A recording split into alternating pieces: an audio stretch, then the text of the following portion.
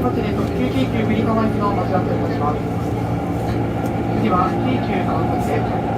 京急川崎の次は京急鶴見に停まります。通過いたしますね。八丁川で鶴見市場へおいでおりの方は、この後の普通電車をご利用ください。川崎大師小島新田方面大師線がお迎えです。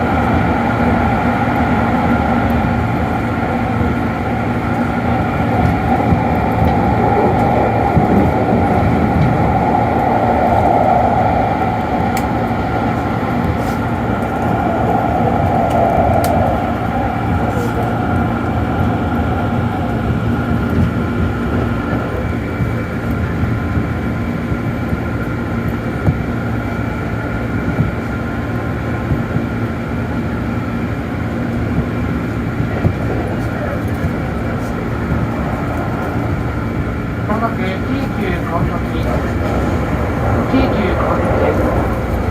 川崎大師で小島新田方面、大師線は下北海道方面3番線から11分発小島新田駅をご利用ください。京急川崎の次は京急鶴見に停まります。途中通過予定はこの後11分発の普通逗子葉山駅をご利用ください。出口は右側です。